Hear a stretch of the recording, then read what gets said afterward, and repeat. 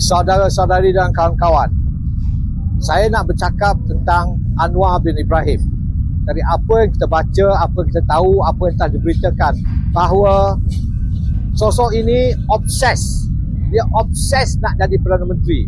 Dah daripada zaman saya dulu 1974 sampai sekarang dia bercita-cita obses. Obses ni dia, kalau orang Melayu kata ni, gila lah. Gila nak jadi Perdana Menteri. Kerana itu dia berjanji. Ketika dia ditangkap tu dia berjanji akan mengadakan reformasi. Konon hari ini dah 3 tahun dia jadi Perdana Menteri, tapi satu habuk pun reformasi yang dijanji-janjikan tak ada. Cuba kita tengok, janji untuk naik harga minyak, zero, kosong, nil, sil. Janji untuk hapuskan PPTN, tak ada. Pelajaran percuma tak ada. Nak hapuskan akta hasutan tak ada. Malah akta hasutan digunakan lagi. Macam-macam. Semua ni janji tak super bikin. Jadi kerana itu saya beritahu pada kawan-kawan, anak-anak muda, sedarlah, kenalilah siapa sosok yang bernama Anwar bin Ibrahim ini. Sosok ini memang pandai bercakap. Bukan saja pandai bercakap, ada ayat Quran, ada ayat kursi, ada ayat meja, dia pandai bercakap.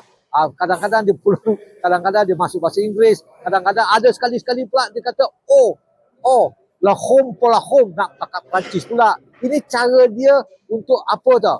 Dia ni retorika.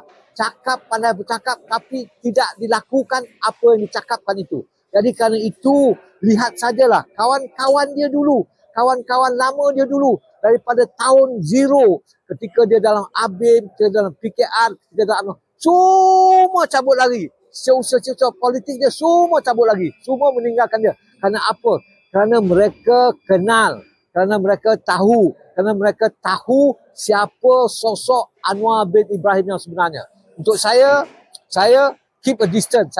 Orang kata saya kenal, saya tak kenal, dan saya tak boleh cakap saya kenal, tak boleh cakap saya tak kenal. Saya kenal, dalam masa yang sama saya juga tak kenal. Tapi saya menjarakkan diri kerana saya tahu orang sosok yang bernama Anwar Ibrahim ni memang tidak betul. Saya mengatakan dari dulu, dari zaman saya di Student Council, dia ini adalah budak sosok yang bersimpati kepada United States of America. Tengok, baru berlaku baru-baru ni, apa berlaku? Surat, file, 3 juta surat daripada Epstein, from the Epstein file. 3 million document from the Epstein file. Macam-macam.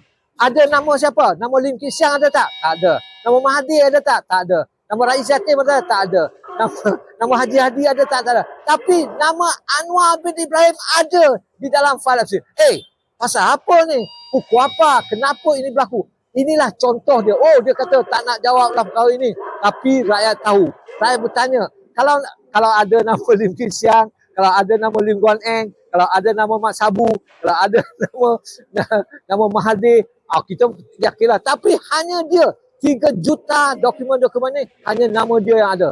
Dan sabar dulu, sabar karo. Kerana 3 juta lagi belum dikeluarkan. Kita tidak tahu lagi apa yang akan muncul ni. Jadi kerana itu, saya harap warga Malaysia, anak-anak muda, janji tahu dan kenali siapa Perdana Menteri kita sekarang ini yang bernama Anwar Ibrahim. Kenali dan cuba cari, cuba tanya, kenali orang-orang lama.